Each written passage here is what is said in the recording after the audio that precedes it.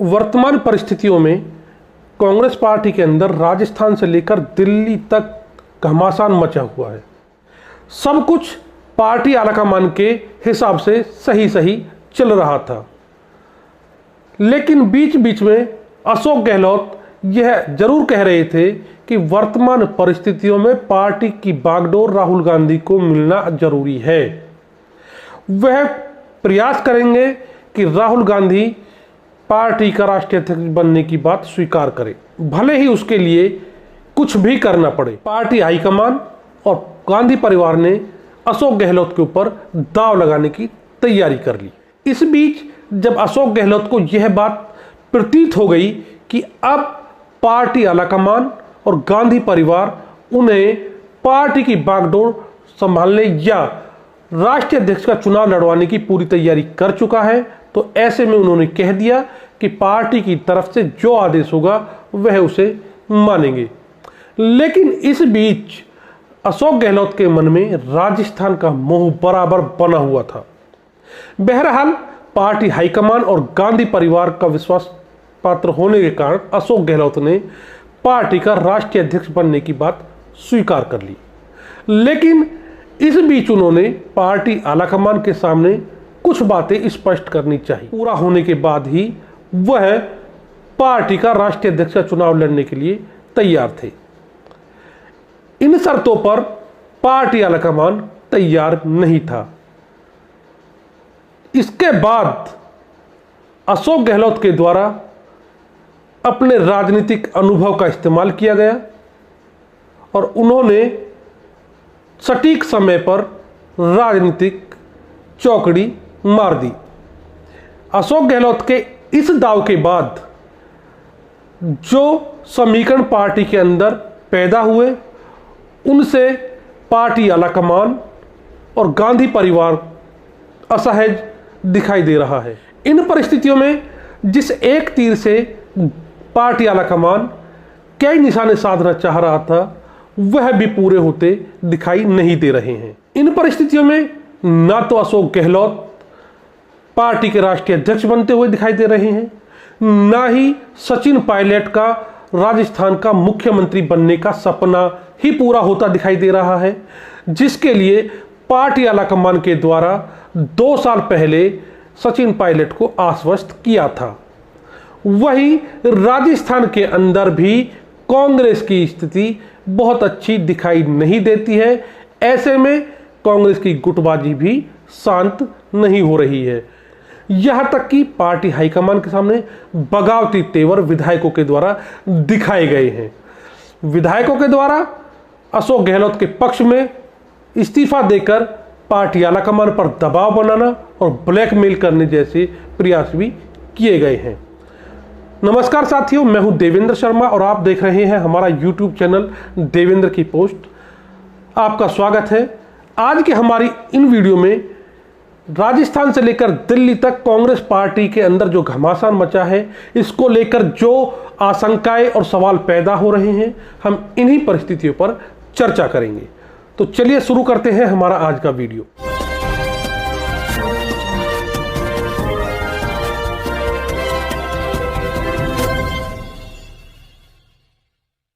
दरअसल साथियों, वर्तमान में जो कांग्रेस पार्टी के अंदर राजस्थान से लेकर दिल्ली तक घमासान मचा हुआ है, पार्टी के वरिष्ठ नेता आलाकमान और गांधी परिवार जिस समस्या से इस समय जूझ रहे हैं, उस समस्या की नींव 2 साल पहले रखी थी, जब राजस्थान के अंदर सचिन पायलट गुट और अशोक गहलोत गुट के बीच मतभेद की खाई इतनी बढ़ चुकी थी कि दोनों गुट एक दूसरे पर तनिक भी भरोसा करने को तैयार नहीं थे। यहां तक कि सचिन पायलट गुट के ऊपर बागी होने के भी आरोप लगे। हालांकि उन परिस्थितियों को पार्टी आलाकमान और गांधी परिवार के द्वारा अच्छी तरीके से हैंडल कर लिया गया। लेकिन वर्तमान समस्या के बीज उसी समय बो दिए गए थे। दरअसल पार्टी आलाकमान के द्वारा सचिन पायलट को इंतजार करो का भरोसा दिया था, या यूं कहे कि उनको आश्वस्त कर दिया गया था कि इस समय वर्तमान परिस्थितियों में अशोक गहलोत का मुख्यमंत्री बने रहना अति आवश्यक है और पार्टी के अंदर विधायकों की संख्या भी उनके पक्ष में है। ऐसी स्थिति में आप इंतजार कीजिए, अगला राजस्थान विधानसभा चुनाव आपके नेतृत्व में ही लड़ा जाएगा या उन्हें अगला मुख्यमंत्री बनने का आश्वासन पार्टी की ओर से दे दिया गया। वही अशोक गहलोत गुट की भी पार्टी आलाकमान के द्वारा दिए गए आश्वासन पर नजर थी। अशोक गहलोत गुट के विधायकों ने पार्टी आलाकमान के सचिन पायलट को दिए गए आश्वासन को आशंका भरी नजरों से देखना शुरू कर दिया। यही से पार्टी विधायक और अशोक गहलोत के द्वारा भविष्य में पैदा होने वाली समस्याओं और समीकरणों से लड़ने के लिए रणनीति बनानी शुरू कर दी। जब पार्टी आलाकमान के द्वारा पार्टी के राष्ट्रीय अध्यक्ष पद के लिए किसी योग्य उम्मीदवार के नाम की चर्चा हुई तो गांधी परिवार और पार्टी आलाकमान तथा पार्टी के रणनीतिकारों के द्वारा इसके लिए अशोक गहलोत के नाम को चुन लिया। कहा गया कि पार्टी के अंदर यदि कोई व्यक्ति चुनाव लड़ना चाहे तो वह चुनाव लड़ सकता है, लेकिन पार्टी आलाकमान और गांधी परिवार की तरफ से अशोक गहलोत पर भरोसा जताया गया। जिन परिस्थितियों से भारतीय राष्ट्रीय कांग्रेस गुजर रही है उससे अशोक गहलोत भली भांति वाकिफ थे और अध्यक्ष बनने के बाद उनके सामने क्या क्या समस्या आएंगी वह इस बात को भी समझते थे।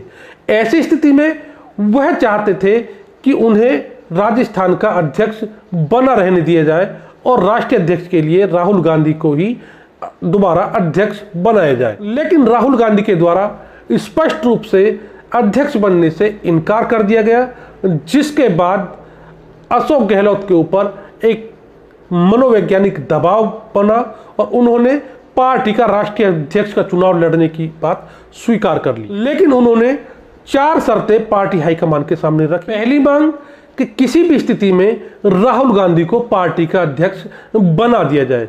ऐसी स्थिति में यदि राहुल गांधी पार्टी के अध्यक्ष बनते तो स्वतः ही अशोक गहलोत राजस्थान के अंदर अनुभव के आधार पर मुख्यमंत्री बने रहते और आगामी विधानसभा चुनाव में भी वह मुख्यमंत्री का चेहरा हो। पार्टी आलाकमान के सामने अशोक गहलोत की दूसरी मांग थी कि यदि उन्हें पार्टी का राष्ट्रीय अध्यक्ष बनाया जाता है तो प्रदेश में मुख्यमंत्री का पद भी उन्हीं के पास रखा जाए।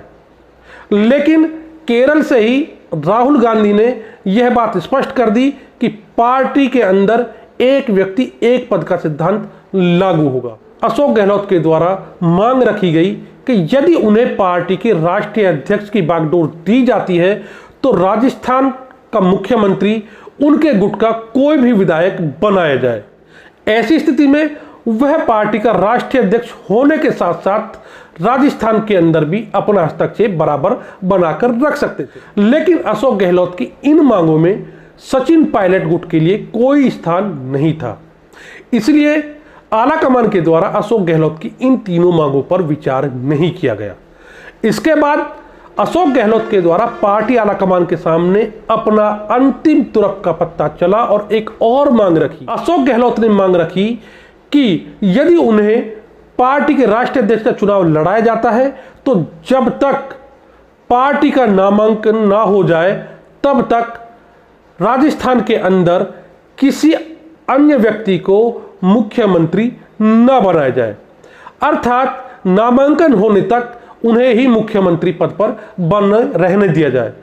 इस शर्त में अशोक गहलोत का एक डर स्पष्ट झलकता है, अर्थात अशोक गहलोत के मन में यह आशंका भी घर कर चुकी थी कि कहीं ऐसा ना हो कि नामांकन से पूर्व सचिन पायलट को राजस्थान के मुख्यमंत्री पद पर आसीन कर दिया जाए और उनका नामांकन भी राष्ट्रीय अध्यक्ष चुनाव के लिए ना हो।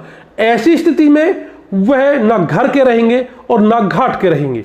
लेकिन कांग्रेस आलाकमान अशोक गहलोत की इस शर्त को मानने के लिए भी राजी नहीं हुआ। यही से अशोक गहलोत के द्वारा अपने राजनीतिक अनुभव का लाभ उठाते हुए अपने गुट को एक नई रणनीति के साथ राजस्थान में तैयार कर लिया। अशोक गहलोत के द्वारा बड़ी चालाकी से इस रणनीति को अंजाम दिया गया।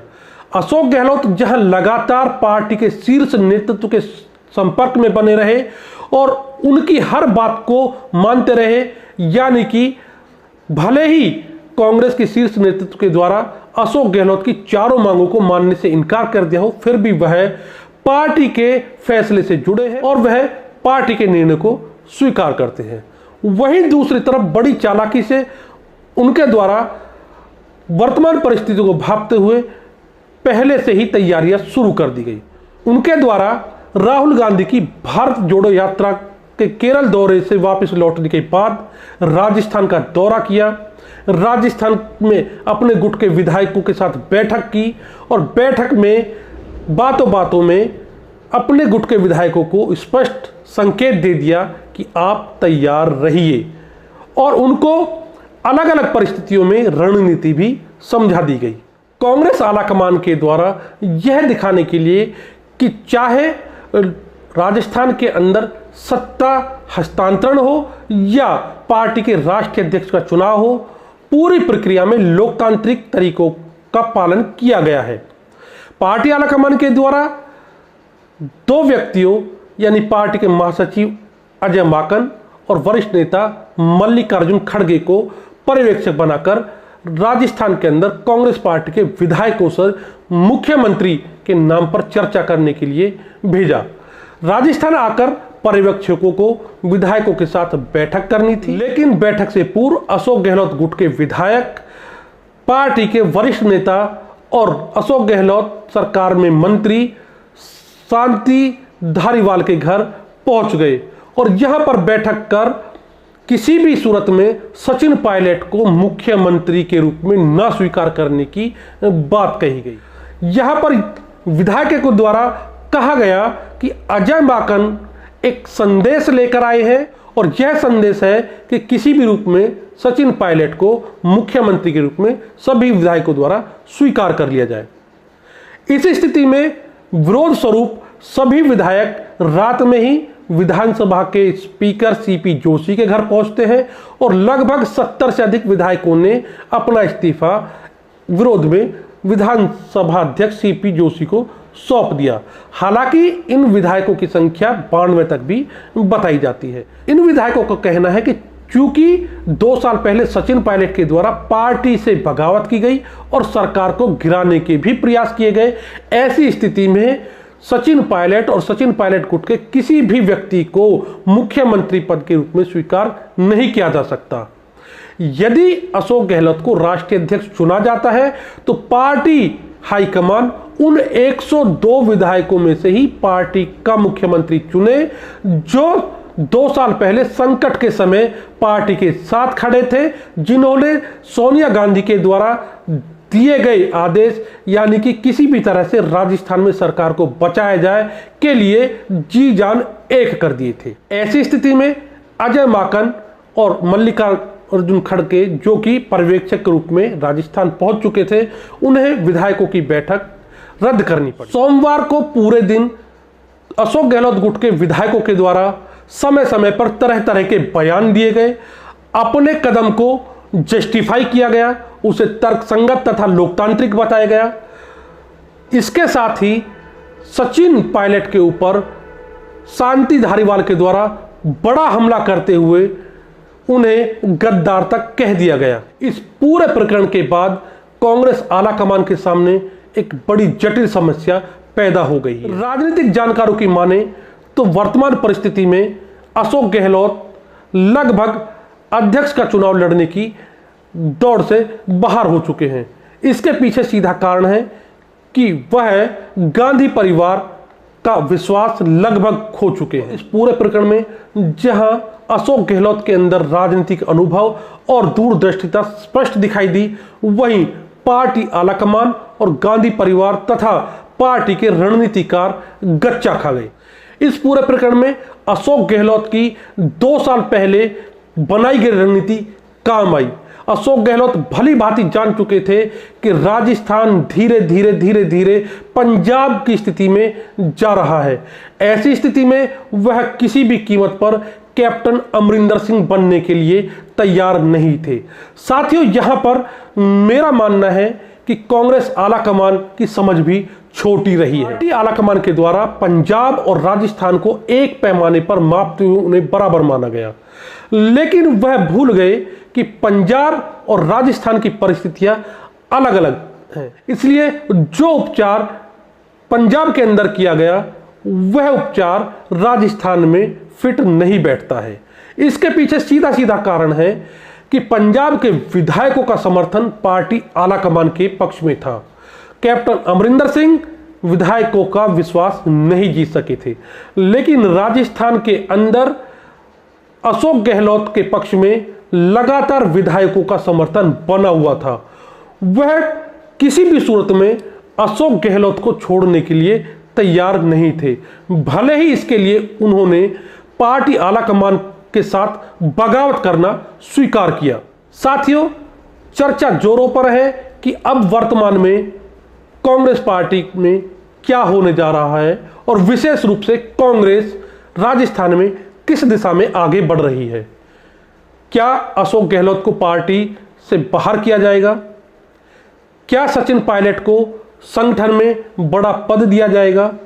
क्या सचिन पायलट कांग्रेस छोड़ेंगे या फिर अशोक गहलोत कांग्रेस छोड़कर एक नई पार्टी बनाएंगे या वह किसी दूसरे दल को ज्वाइन करेंगे? साथियों, पूरे परिदृश्य को देखने के बाद मेरा मानना है कि इस प्रकरण में अशोक गहलोत का कुछ समय के लिए हाईकमान के सामने कद जरूर बड़ा हो गया है और उन्होंने अपने फैसलों के द्वारा हाईकमान को असहज जरूर कर दिया है। लेकिन इस परिस्थिति में बहुत समय तक अशोक गहलोत पार्टी में टिके रह पाएंगे, यह कहना मुश्किल है।